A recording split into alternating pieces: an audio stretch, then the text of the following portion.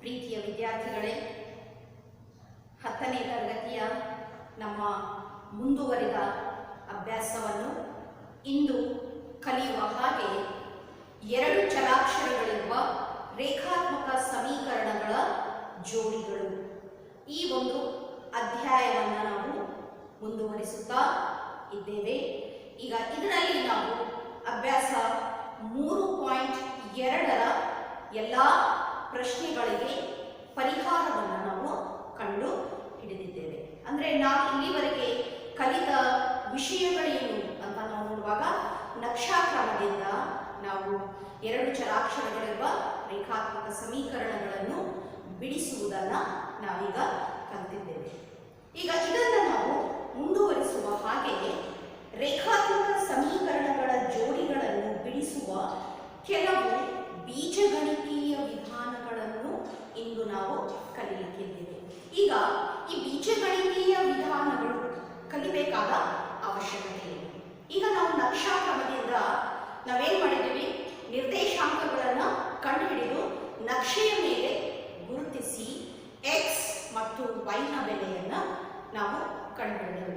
ಒಂದು ವೇಳೆ ನಕ್ಷಾಕ್ರಮದಲ್ಲಿ ಬರುವಂತಹ ನಿರ್ದೇಶಾಂಕಗಳು √3 ಅಥವಾ 2√7 -1.75 ಅಥವಾ 3.3 ಅಂದರೆ ಅಭಾಗಲಬ್ಧ ಸಂಖ್ಯೆಗಳು ಅಥವಾ ದಶಮಾಂಶ ಸಂಖ್ಯೆಗಳು ನಿರ್ದೇಶಾಂಕಗಳಾಗಿ ಬಂದಾಗ ಅದನ್ನು ಗ್ರಾಫ್ ಶೀಟ್ ಮೇಲೆ ಅಂದರೆ ನಕ್ಷಾಕ್ರಮದಿಂದ ನಾವು ಅದನ್ನು ಗುರುತಿಸುವುದು ಕಷ್ಟ ಸಾಧ್ಯವಾಗ್ತದೆ.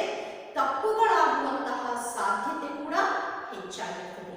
ಅಂಥ ಸಂದರ್ಭಗಳಲ್ಲಿ ಬೇರೆ ವಿಧಾನಗಳನ್ನು ನಾವು ನೋಡುವಾಗ ಅಲ್ಲಿ ನಾವು ಬಿಡಿಸುವಂತಹ ಕೆಲವು ವಿಧಾನಗಳು ಇವೆ. ನಾವು ಮೊದಲನೇ ವಿಧಾನ ಆದೇಶ ವಿಧಾನ. ಮೊದಲನೇ ವಿಧಾನ ಆದೇಶ ವಿಧಾನ. ಈಗ ಈ ಆದೇಶ ವಿಧಾನದಿಂದ ನಾವು ರೇಖಾತ್ಮಕ ಸಮೀಕರಣಗಳ ಜೋಡಿಗಳನ್ನು ಹೇಗೆ ಬಿಡಿಸುವುದು ಎಂಬುದಾಗಿ ನಾವು ಇಂದಿನ ನಮ್ಮ ಒಂದು ಕಲಿಕೆಯಲ್ಲಿ ನೋಡೋಣ. ರೇಖಾತ್ಮಕ ಸಮೀಕರಣಗಳನ್ನು ಬಿಡಿಸುವ ಬೀಜಗಣಿತೀಯ ವಿಧಾನಗಳು. ಇದರಲ್ಲಿ ಮೊದಲನೇ ವಿಧಾನ ಆದೇಶ ವಿಧಾನ. ಮೊದಲನೇ ವಿಧಾನ ಆದೇಶ ವಿಧಾನ. ಇದರ ವ್ಯಾಖ್ಯೆ ನಮ್ಮ ಟೆಕ್ಸ್ಟ್ ಬುಕ್ ಅಲ್ಲಿ ಇದೆ. Page number 79 and page number 78 ನಲ್ಲಿ ನಮಗೆ ಇದರ ಒಂದು ವ್ಯಾಖ್ಯೆ ಸಿಗಬಹುದಾಗಿದೆ. ಸೊ ಈಗ ನಾವಿಲ್ಲಿ ಅಭ್ಯಾಸ 3.3ರ ಕೆಲವು ಪ್ರಶ್ನೆಗಳಿಗೆ ಪರಿಹಾರವನ್ನು ಕಂಡು ಹಿಡಿಯೋಣ. ಈಗ ಕ್ವಶನ್ ನಂಬರ್ 1. ಮೊದಲನೇ ಪ್ರಶ್ನೆಯಲ್ಲಿ 6 ಉಪ ಪ್ರಶ್ನೆಗಳಿವೆ. ಇದರಲ್ಲಿ ನಮಗೆ ಕಷ್ಟವೆನಿಸಿದ ಪ್ರಶ್ನೆಗಳಿಗೆ ದಶಮಾಂಶ ಸಂಖ್ಯೆಯಲ್ಲಿರ್ಬೋದು, ಕರಣಿ ರೂಪದಲ್ಲಿರ್ಬೋದು, ಆ ಸಂಖ್ಯೆಗಳನ್ನು ಬಿಡಿಸೋಣ. ಕೆಲವೊಂದು ಮನೆ ಕೆಲಸವನ್ನು ಕೂಡ ನಾವು ಮಾಡೋಣ. So question number 1. ಕೆಳಗಿನ ರೇಖಾತ್ಮಕ ಸಮೀಕರಣಗಳ ಜೋಡಿಗಳನ್ನು ಆದೇಶ ವಿಧಾನದಿಂದ ಬಿಡಿಸಿ. ನಮಗೆ ಪ್ರಶ್ನೆಯಲ್ಲಿ ಯಾವ ವಿಧಾನವನ್ನು ಕೇಳಿರ್ತಾರೋ ಆ ವಿಧಾನದಲ್ಲೇ ಬಿಡಿಸಬೇಕು. 3 ವಿಧಾನಗಳಿವೆ: ಆದೇಶ ವಿಧಾನ, ಒರೆ ಗುಣಾಕಾರ ವಿಧಾನ ಹಾಗೂ ವರ್ಜಿಸುವ ವಿಧಾನ. ಈಗ ನಾವು ಮೊದಲನೇದಾಗಿ ಆದೇಶ ವಿಧಾನದಿಂದ ಹೇಗೆ ಬಿಡಿಸಬೇಕು ಅಂತ ನೋಡೋಣ. ಇದರಲ್ಲಿ ಕ್ವೆಶ್ಚನ್ ನಂಬರ್ 1 ಫಸ್ಟ್ ಕ್ವೆಶ್ಚನ್ ಹೀಗಿದೆ: x plus y is equal to 14 and x minus y is equal to 4 ಎನ್ನುವುದಾಗಿದೆ. ಇದರಲ್ಲಿ x plus y is equal to 14 and x minus y is equal to 4. ಈಗ ನಾವೇನು ಮಾಡೋಣ, keep this as equation 1 and this as equation 2. ಆದೇಶ ವಿಧಾನ ಆದೇಶಿಸುವುದು ಒಂದು ಸಮೀಕರಣದಲ್ಲಿ ಇನ್ನೊಂದು ಸಮೀಕರಣದ ಬೆಲೆಯನ್ನ ಆದೇಶಿಸುವುದು. ಸೊ ಇಲ್ಲೇ ಅರ್ಥವಾಗ್ತದೆ ಆದೇಶ ವಿಧಾನ ಅಂದ್ರೆ ಏನು. ಸೊ ಹೇಗೆ ನಾವು ಇದನ್ನು ನಮ್ಮ ಕಲಿಕೆಯಲ್ಲಿ ನಮ್ಮ ಈ ಲೆಕ್ಕಾಚಾರದಲ್ಲಿ ಅಳವಡಿಸಿದ್ರೆ ಸಮೀಕರಣ 2 ತಗೊಳ್ಳೋಣ.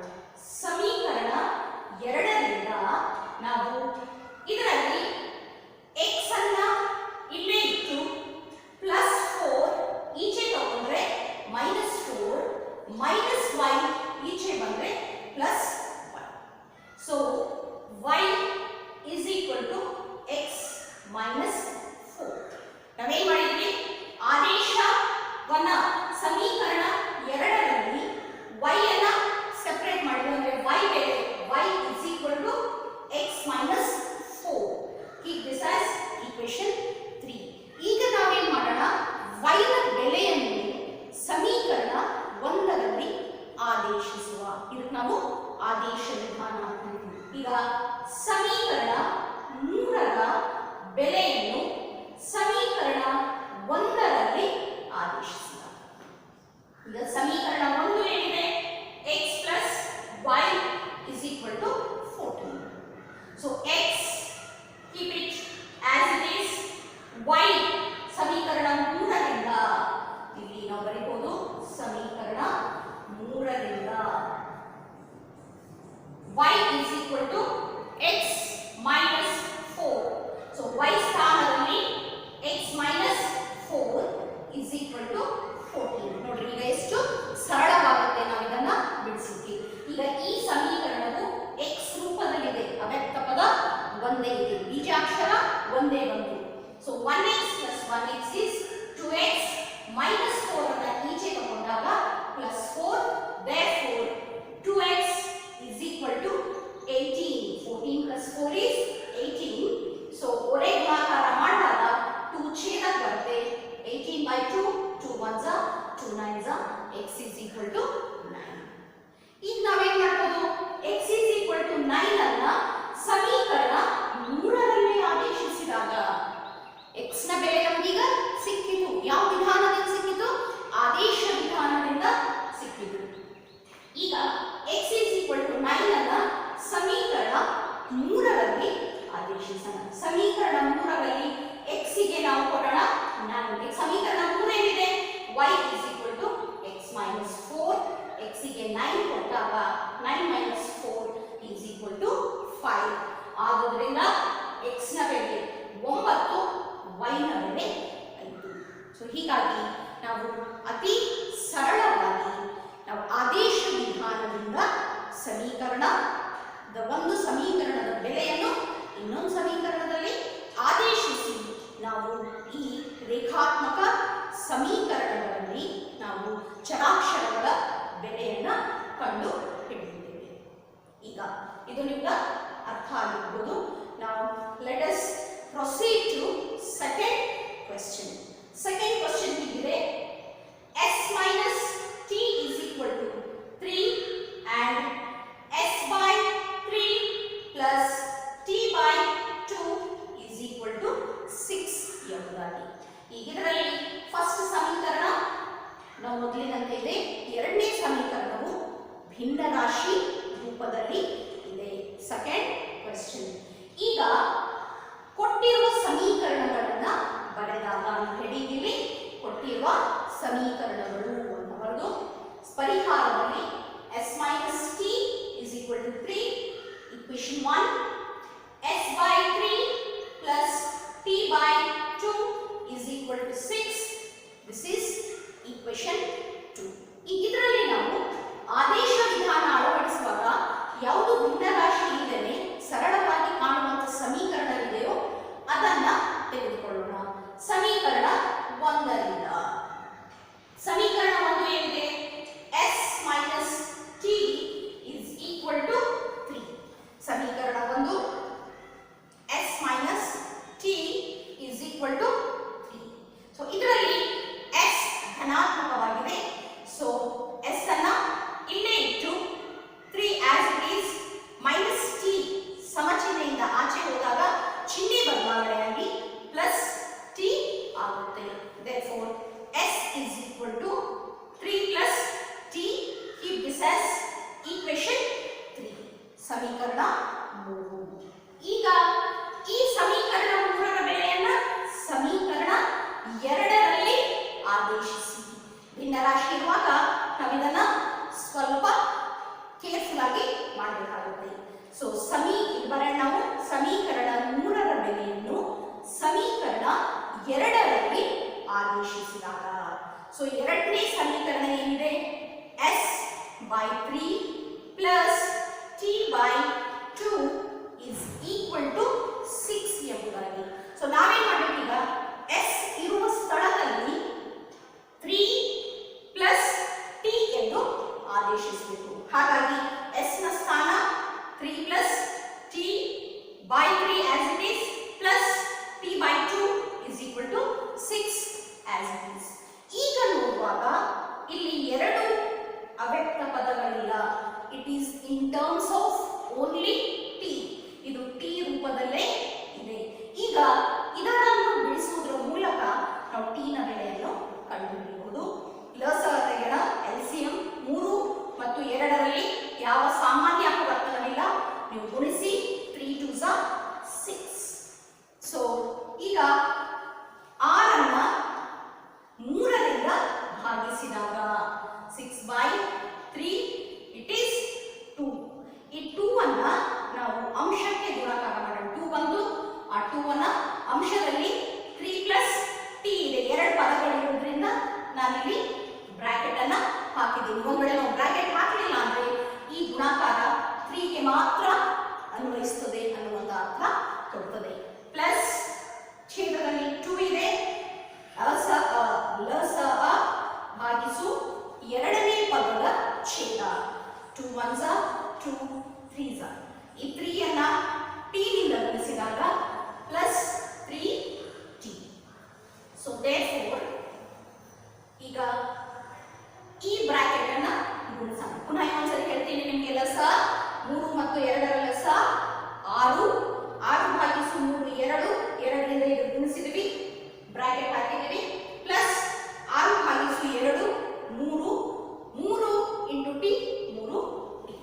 ಈಗ ಈ ಛೇದ ಒರೆ ಗುಣಾಕಾರವಾಗಿ ಅಂಶಕ್ಕೆ ಹೋಗ್ತದೆ.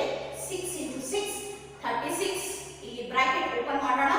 2 3s are 6 plus 2t plus 3t as it is. ಪುನಃ ನೋಡಿ ಮಕ್ಕಳೇ, ಈಗ this is in terms of T. ಇವೆರಡು ಸಜಾತಿ ಪದಗಳು. ಸೊ ಪ್ಲಸ್ 6 ಅನ್ನ ಸಂಖ್ಯೆ ಒಂದು ಕಡೆ ಮಾಡೋಣ. ಸೊ ಪ್ಲಸ್ 6 ಸಮಚಿಹ್ನೆ ಆಚೆ ಒಯ್ದ್ರೆ minus 6 2t plus 3t 5t. 5t is equal to 36 minus 6 is 30. ಒರೆ ಗುಣಾಕಾರ ಆಗಿ 5 ಛೇದಕ್ಕೆ ಬರುತ್ತೆ. 30 by 5. 5 1s are 5 6 are. Therefore t is equal to 6. ಈಗ ನಾವೇನ್ ಮಾಡೋಣ? t is equal to 6 ಅನ್ನ ಸಮೀಕರಣ 3ರಲ್ಲಿ ಆದೇಶಿಸೋಣ. ಸೊ ಸಮೀಕರಣ 3ರಲ್ಲಿ ಆದೇಶಿಸಿದಾಗ t is equal to 6 ಅನ್ನು ಸಮೀಕರಣ 3ರಲ್ಲಿ ಆದೇಶಿಸಿದಾಗ ಸಮೀಕರಣ 3 ಏನಿದೆ? s is equal to 3 plus t ಎಂಬುದಾಗಿ. Therefore s is equal to 3 as it is. t is 6. t ಜಾಗದಲ್ಲಿ 6 ಹಾಕಿದ್ರೆ 3 plus 6 is 9. Therefore s is equal to 9 and t is equal to 6 ಎಂಬುದಾಗಿ. ಇದು ನಮ್ಮ ಒಂದು ಎರಡನೇ ಬಿಟ್, ಎರಡನೇ ಪ್ರಶ್ನೆ ಆಗಿರುತ್ತದೆ. So hope you all understanding the concept. ಯಾವ ವಿಧಾನದಿಂದ ಬಿಡಿಸ್ತಾ ಇದ್ದೀವಿ ನಾವು? ಆದೇಶ ವಿಧಾನದಿಂದ. ಈಗ ಇದರಲ್ಲಿ 3ನೇ ಪ್ರಶ್ನೆ ಹೋಮ್ವರ್ಕ್ ಮಾಡಿ. 3x minus y is equal to 3 and 9x minus 3y is equal to 9. ಈಗ 4ನೇ ಪ್ರಶ್ನೆ ದಶಮಾಂಶ ಸಂಖ್ಯೆಗಳಲ್ಲಿ ಅಂಕಿಗಳಲ್ಲಿ ಕ್ವೆಶ್ಚನ್ ಇದೆ. ಅದನ್ನು ನಾವೀಗ ಸಾಲ್ವ್ ಮಾಡೋಣ. That is question number 4. 0.2x plus 0.3y is equal to 1.3 and 0.4x plus 0.5y is equal to 2.3. ನೋಡಿ ಈ ಪ್ರಶ್ನೆ ಪರಿಹಾರದಲ್ಲಿ ಹಾಕಿದ್ದೀನಿ.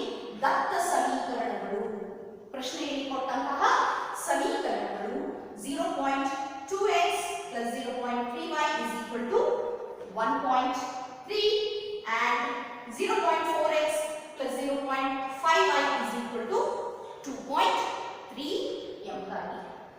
ಈಗ ಎರಡು ಸಮೀಕರಣಗಳು ದಶಮಾಂಶದಲ್ಲಿವೆ. ಸೊ ದಶಮಾಂಶದಲ್ಲಿದ್ದಾಗ ಅದನ್ನು ಬಿಡಿಸಕ್ಕೆ ಕಷ್ಟವಾಗ್ತದೆ. ಹಾಗೆ ಎರಡೂ ಸಮೀಕರಣಗಳನ್ನ 10ರಿಂದ ಗುಣಿಸಿ. ಯಾಕೆ 10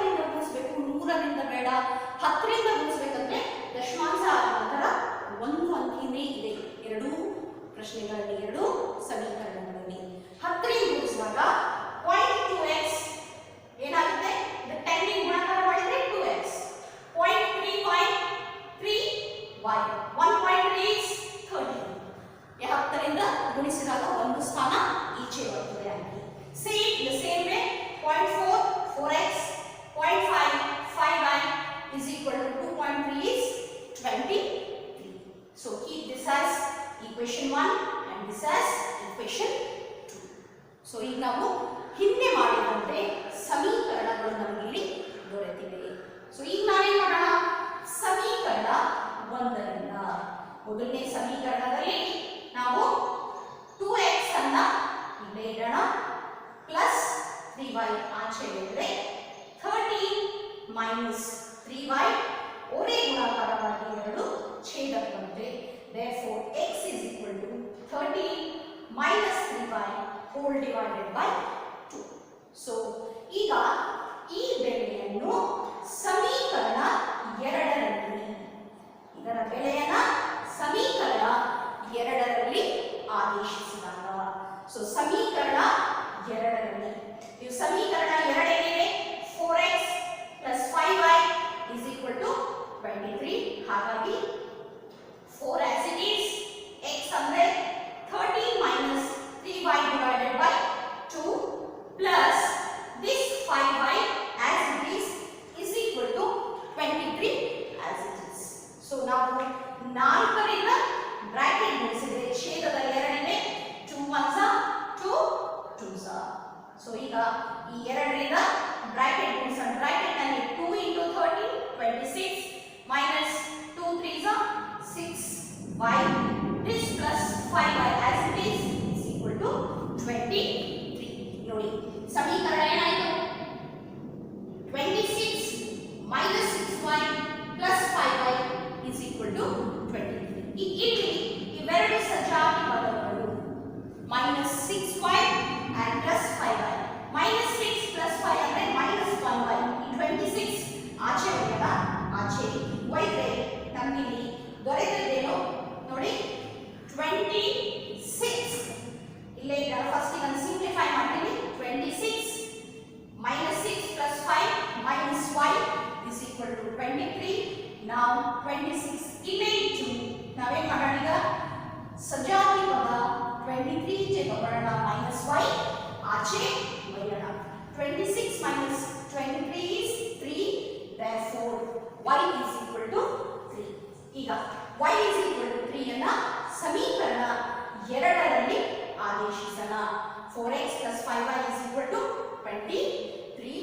4x is equal to ನೋಡಿ ನಾವು ಇಲ್ಲಿ ಏನು ಮಾಡ್ತಾ ಇದ್ದೀವಿ, 4x plus 5y by 3 is equal to 23.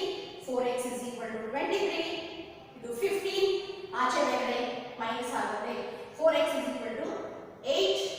x is equal to 8y, 4 4 ones are 4 2s are, x is equal to 2. Therefore y is equal to 3 and x is equal to 2. ಮುಂದಿನ ಪ್ರಶ್ನೆಗಳನ್ನು ನಾವು ಮುಂದಿನ ತರಗತಿಯಲ್ಲಿ ನೋಡೋಣ. ಇಷ್ಟು ಕಲಿಸಿದ ವಿಷಯಗಳನ್ನು ಸರಿಯಾಗಿ ಪ್ರಾಕ್ಟೀಸ್ ಮಾಡಿ. ಧನ್ಯವಾದ.